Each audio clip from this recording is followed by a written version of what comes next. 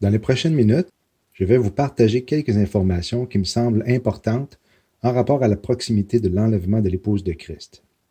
À mon avis, il est tout à fait raisonnable de penser que les 7 ans de tribulation, ou encore la dernière semaine des 70 du temps de Jacob, prophétisé dans le livre de Daniel, pourraient s'enclencher très bientôt. Satan est en train de jouer ses plus grosses cartes présentement parce qu'il est conscient que nous sommes sur le point de partir.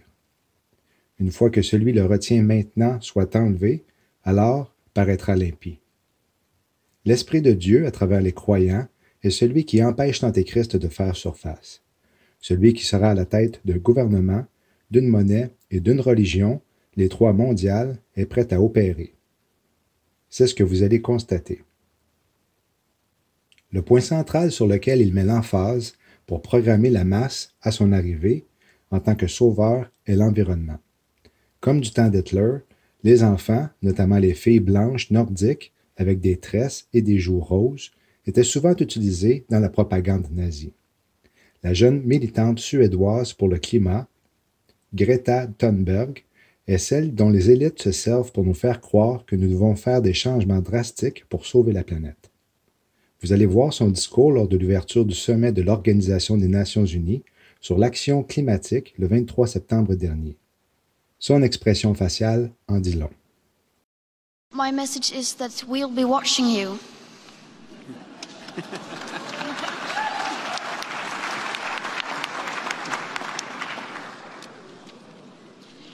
This is all wrong. I shouldn't be up here. I should be back in school on the other side of the ocean. Yet you all come to us young people for hope. How dare you? You have stolen my dreams and my childhood with your empty words, and yet I'm one of the lucky ones. People are suffering, people are dying, entire ecosystems are collapsing. We are in the beginning of a mass extinction, and all you can talk about is money and fairy tales of eternal economic growth. How dare you?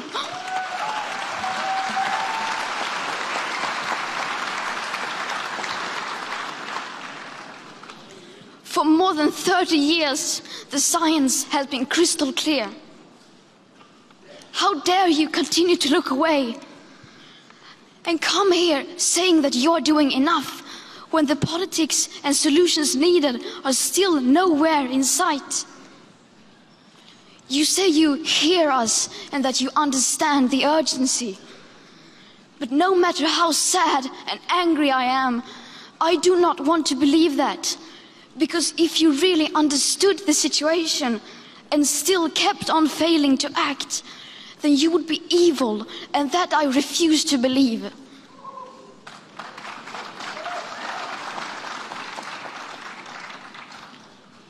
The popular idea of cutting our emissions in half in 10 years only gives us a 50% chance of staying below 1.5 degrees and the risk of setting off irreversible chain reactions beyond human control. 50% may be acceptable to you, but those numbers do not include tipping points, most feedback loops, additional warming hidden by toxic air pollution, or the aspects of equity and climate justice. They also rely on my generation sucking hundreds of billions of tons of your CO2 out of the air with technologies that barely exist. So a 50% risk is simply not acceptable to us, we who have to live with the consequences.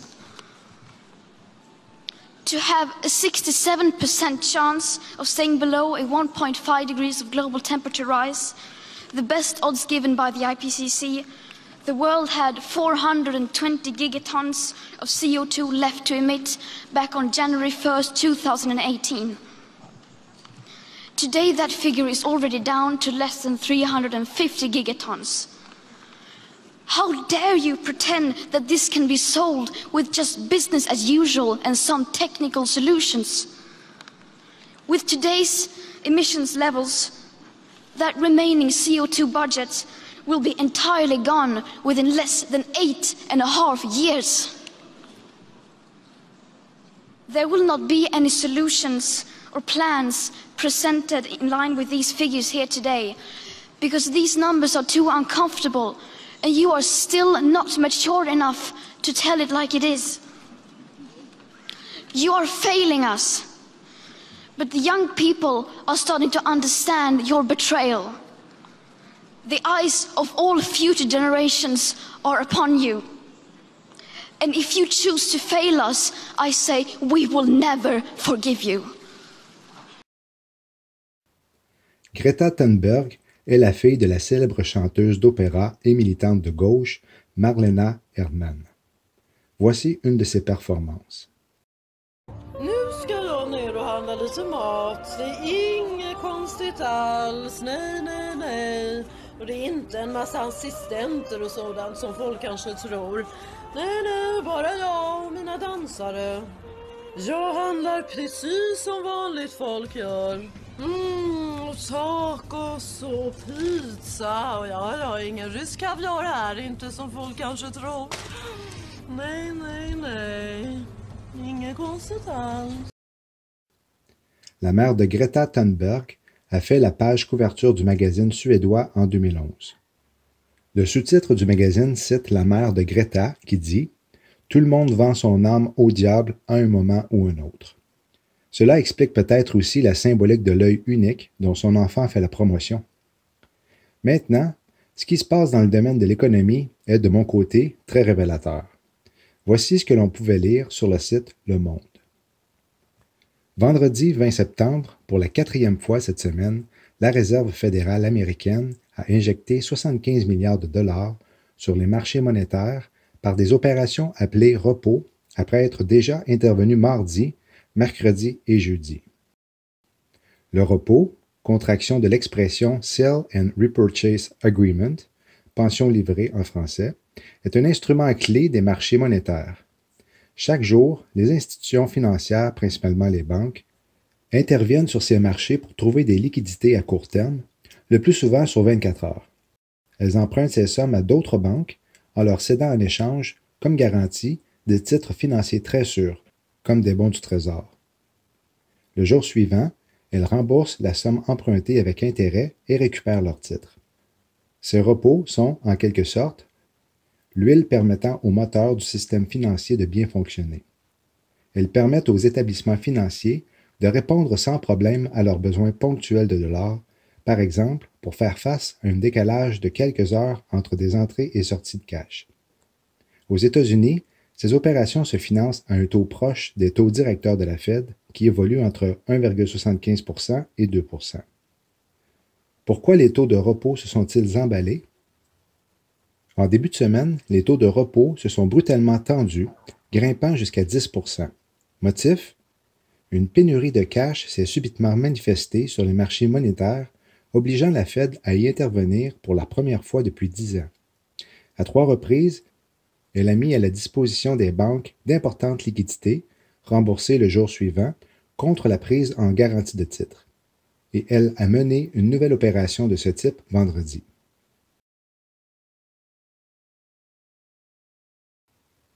La Réserve fédérale de New York a annoncé qu'elle allait injecter jusqu'à 100 milliards de dollars jeudi 26 septembre sur les marchés interbancaires en raison d'une forte demande.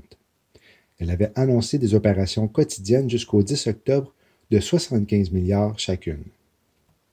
C'est la première fois que la Réserve fédérale prend des mesures aussi radicales depuis la crise financière de 2008.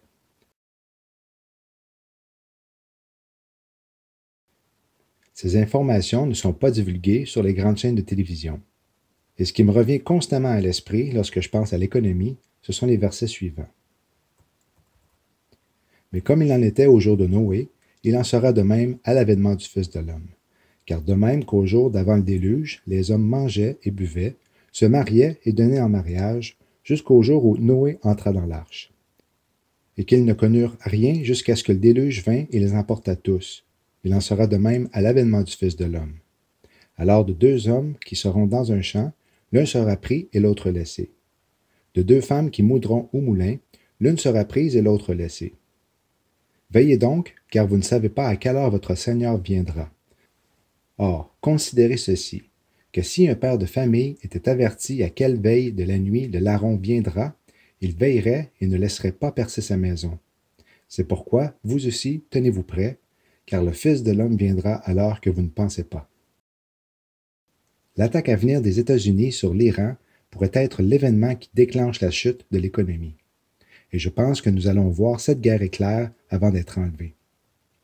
À mon avis, il est peu probable que cette prophétie annoncée dans le 8e chapitre du livre de Daniel arrive après l'enlèvement, surtout si, comme plusieurs le pensent, une grande portion des personnes actives au sein du service militaire américain est sauvée. Du point de vue économique, le mois d'octobre est à surveiller. C'est dans le mois d'octobre que le crash boursier de 1929 est survenu. Même chose en l'an 1987 et en 2008. Nous sommes à la veille d'un tournant majeur dans l'histoire de l'humanité et l'économie en sera un facteur majeur. Le prochain système financier sera digital et accomplira Apocalypse 13, 16 et 17. Et elle faisait que tous, petits et grands, riches et pauvres, libres et esclaves, prenaient une marque à la main droite ou au front. Et personne ne pouvait acheter ni vendre si elle avait la marque ou le nom de la bête ou le nombre de son nom. Souriez, vous êtes filmé. Les clients de cette chaîne de boulangerie chinoise n'ont plus à mettre la main à la poche pour payer leur baguette.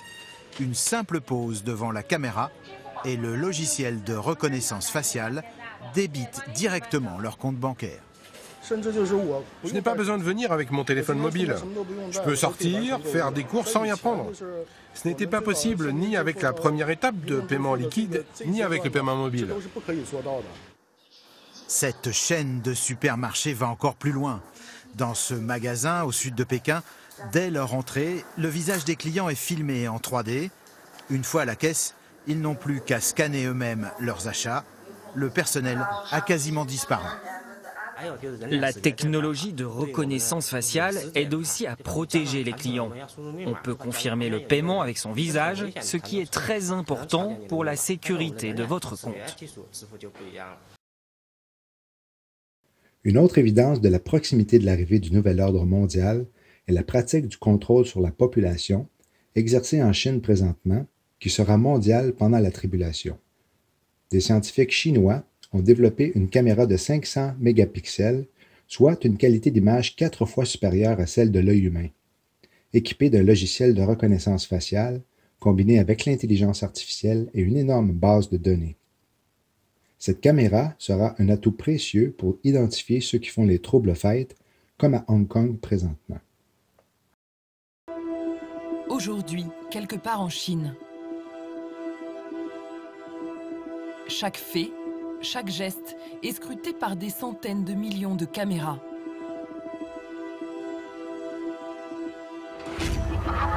À 18 ans, Wang Lu s'est vu attribuer une note, 1000 points, qui évolue en fonction de ses actions.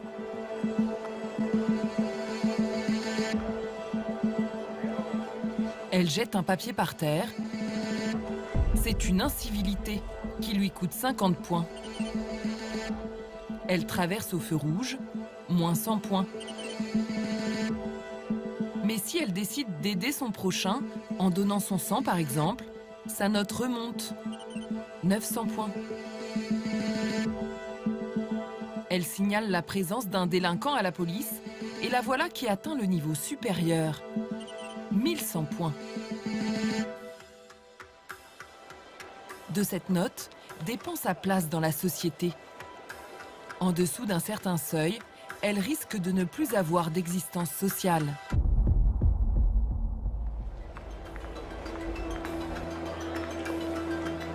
Ce système de notation est testé dans des dizaines de villes en Chine pour ficher et classer les habitants. Il a un nom, le crédit social. Ceux qui ne respectent pas les règles sont sanctionnés et parfois humiliés, comme dans ce cinéma où leurs photos sont affichées. Dans cette autre ville, une sonnerie de téléphone spéciale leur a été imposée, qui imite une sirène de police. La Chine est-elle en train de mettre en place les outils d'une surveillance totale? Le pays le plus peuplé au monde peut-il contrôler chacun de ses 1,390 milliard de citoyens?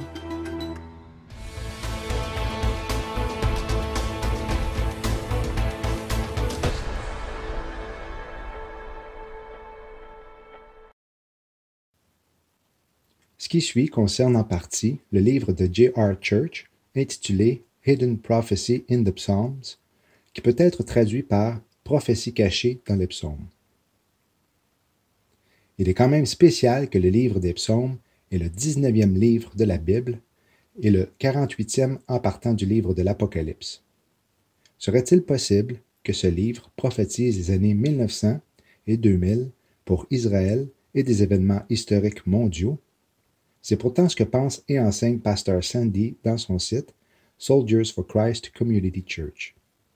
Le psaume 1 représentant l'année 1901, psaume 2 l'année 1902, et ainsi de suite. Jugez par vous-même. Joseph Staline a déjà cité « Vous savez, il nous trompe, il n'y a pas de Dieu ». La Première Guerre mondiale a débuté en 1914. Psaume 14, 1 à 5. L'insensé dit en son cœur, il n'y a point de Dieu. Ils se sont corrompus, ils ont commis des actions abominables, il n'y a personne qui fasse le bien. L'Éternel abaisse des cieux son regard sur les fils des hommes pour voir s'il y a quelqu'un qui soit intelligent, qui recherche Dieu. Ils se sont tous égarés, ils se sont corrompus tous ensemble. Il n'y en a point qui fasse le bien, non, pas même un seul. Ont-ils perdu le sens, tous ces ouvriers d'iniquité? Ils dévorent mon peuple comme s'ils mangeaient du pain. Ils n'invoquent point l'Éternel. C'est là qu'ils trembleront d'épouvante, car Dieu est au milieu de sa race juste. Joseph Staline est décédé en 1953. Psaume 53, verset 1. L'insensé a dit dans son cœur, il n'y a point de Dieu. Comparé au psaume 14, celui du psaume 53 mentionne la même citation, mais cette fois au temps passé.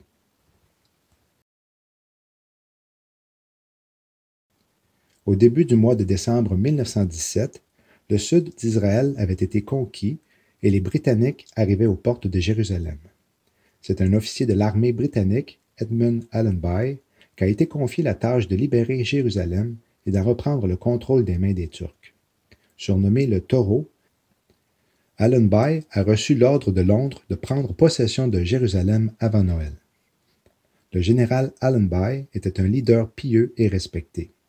La prise de la ville était quelque chose qui déchirait Allenby alors qu'il préparait de l'assiéger. Il savait très bien qu'il fallait à tout prix éviter de bombarder Jérusalem. Il avait donc prévu d'encercler la ville afin de couper les ravitaillements de la garnison turque. Quelques heures avant le début du siège, le général Allenby a reçu l'assurance dont il avait besoin. En 1917, le général britannique Edmund Allenby a ordonné à ses troupes d'encercler la ville de Jérusalem. Il est rapporté que, la nuit précédant l'invasion, Allenby a prié Dieu de permettre qu'il puisse prendre la ville sans devoir détruire les lieux sacrés. Il avait envoyé un télégramme à Londres pour leur demander quelles étaient leurs instructions, et leur réponse était un simple passage des Écritures.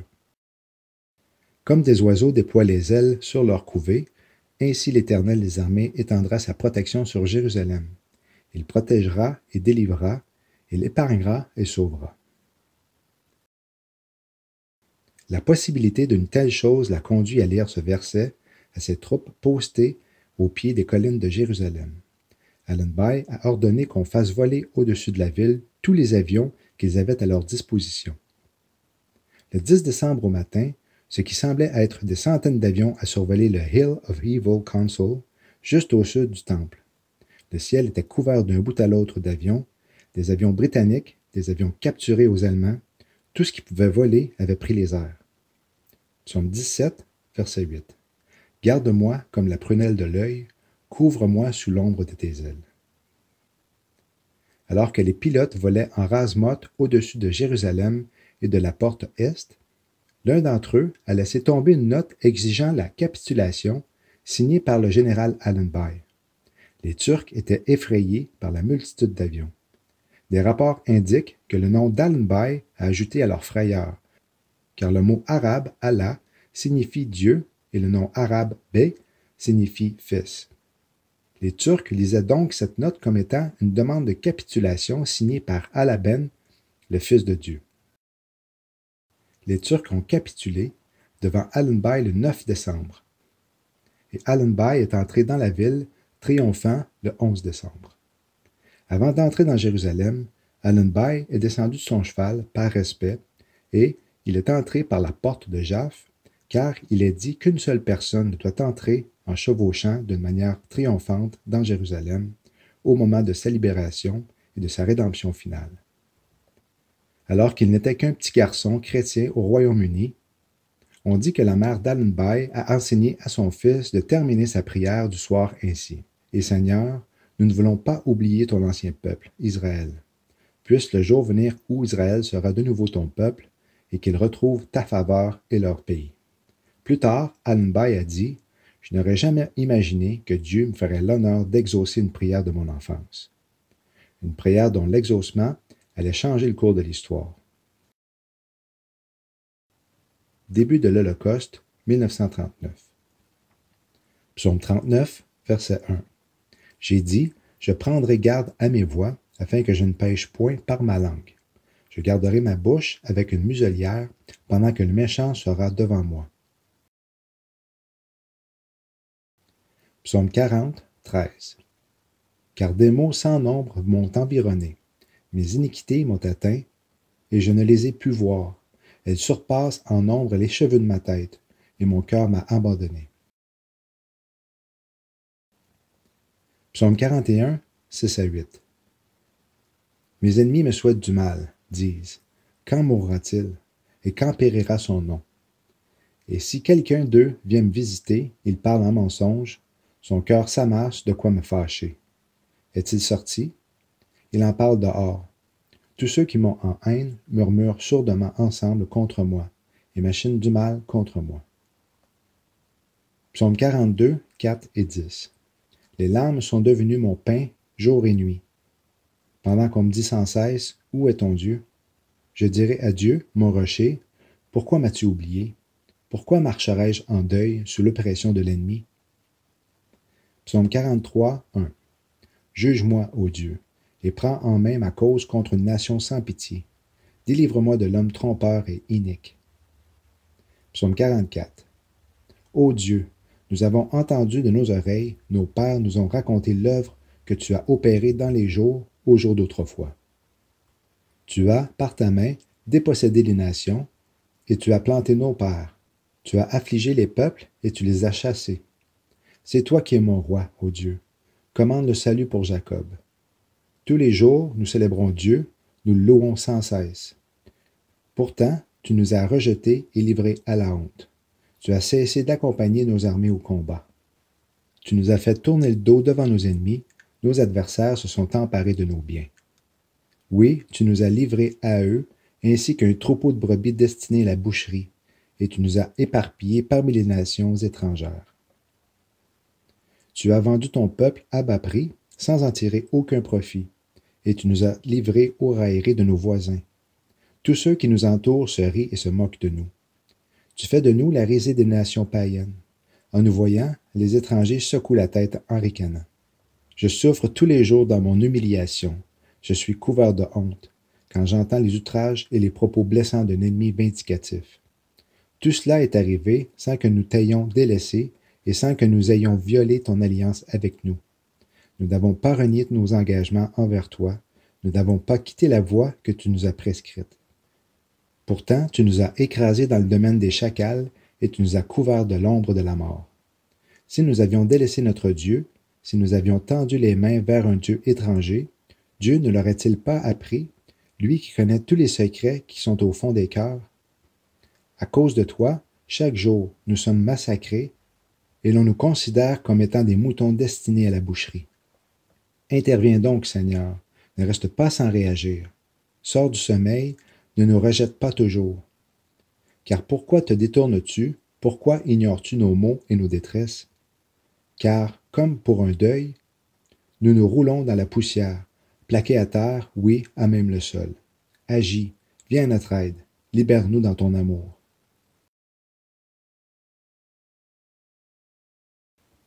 Psaume 46, 2, 9 à 12. Dieu est notre retraite, notre force, notre secours dans les détresses, est fort aisé à trouver. Venez, contemplez les exploits de l'Éternel, les ravages qu'il a faits sur la terre. Il fait cesser les combats jusqu'au bout de la terre. Il rompt les arcs et brise les lances. Il brûle les chars au feu. Cessez, dit-il, et reconnaissez que je suis Dieu. Je serai exalté parmi les nations, je serai exalté par toute la terre. L'Éternel des armées est avec nous. Le Dieu de Jacob est notre haute retraite. Le 29 novembre 1947, l'Assemblée générale de l'ONU vota la résolution 181 et l'État juif naquit sur sa terre natale ancestrale. Psaume 47, 9 et 10. Dieu règne sur les nations. Dieu siège sur son trône saint. Les princes des peuples se rassemblent avec le peuple du Dieu d'Abraham, car à Dieu sont les boucliers de la terre, il est souverainement élevé. Le psaume 119 est unique. Il est le plus long des psaumes, ainsi que le plus long chapitre de la Bible. Il présente, dans son contenu général, la loi écrite dans le cœur. Psaume 119, 176. Ô, viens chercher ton serviteur, car je n'oublie aucun de tes commandements. Voyons ce que le psaume 126 nous enseigne. Psaume 126, 5 et 6. Éternel, ramène nos captifs, comme les ruisseaux au pays du Midi. Ceux qui sèment avec larmes moissonneront avec chants de triomphe. Celui qui porte la semence pour la répandre marche en pleurant, mais il reviendra en chantant de joie quand il portera ses gerbes. La première moitié du verset 6 fait référence à Luc 19, 41-44. Quand il fut arrivé tout près de la ville, il l'embrassa du regard et pleura sur elle. « Ah, dit-il, si seulement tu avais compris, toi aussi, en ce jour, de quoi dépend ta paix. Mais, hélas, à présent, tout cela est caché à tes yeux. Des jours de malheur vont fondre sur toi. Tes ennemis t'entoureront d'ouvrages de siège, t'encercleront et te presseront de tous côtés. Ils te détruiront complètement, toi et les habitants qui seront dans tes murs, et ils ne laisseront pas chez toi une pierre sur une autre. Pourquoi? Parce que tu n'as pas su reconnaître le moment où Dieu est venu pour toi. » Tandis que la deuxième moitié du verset 6 du psaume 126 fait allusion à Ésaïe 65, 18 et 19. « Mais réjouissez-vous à jamais, et soyez dans l'allégresse, à cause de ce jour que je vais créer. Car voici, je vais créer Jérusalem pour l'allégresse, et son peuple pour la joie. Et je ferai de Jérusalem mon allégresse, et de mon peuple ma joie. Et on n'y entendra plus le bruit des pleurs, ni le bruit des cris. » Le dernier mot étant « ces gerbes » dans le verset 6 pourrait signifier les gerbes d'orge et de blé, faisant allusion au sein de l'Ancien et du Nouveau Testament. Est-ce que l'année 2026 aurait un lien quelconque avec le retour physique de Jésus-Christ sur terre avec son épouse, ainsi que les autres saints tels que décrits dans Apocalypse 19, 14? En conclusion, le mois de Eshvan est le deuxième mois du calendrier civil selon la Bible, à ne pas confondre avec l'année spirituelle débutant à la sortie d'Égypte au mois de Nissan. C'est le 17e jour du second mois que Noé et sa famille entrèrent dans l'arche. Cette journée est le 17 de Eshvan et selon le calendrier juif, le 17 de Eshvan, 5780, est le 15 novembre 2019. Genèse 7, 11 à 13. En l'an 600 de la vie de Noé, au second mois, au 17e jour du mois, en ce jour-là, toutes les sources du grand abîme éclatèrent et les bondes des cieux s'ouvrirent. Et la pluie tomba sur la terre 40 jours et 40 nuits. En ce même jour-là, Noé, Sem, Cham et Japheth, fils de Noé, et la femme de Noé, et les 3 femmes de ses fils avec eux entrèrent dans l'arche. Noé a été averti 7 jours auparavant, donc le 10e jour du second mois. Cette journée correspondrait au 8 novembre 2019.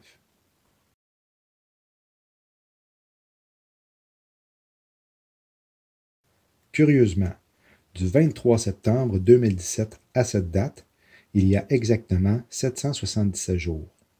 Et du 9 juin 2019, jour de la Pentecôte, à cette même date, il y a 153 jours. C'est au 21e chapitre, 11e verset de l'Évangile de Jean, que se trouvent les 153 grands poissons qui ont été attrapés dans le filet. Restez aux aguets. Shalom.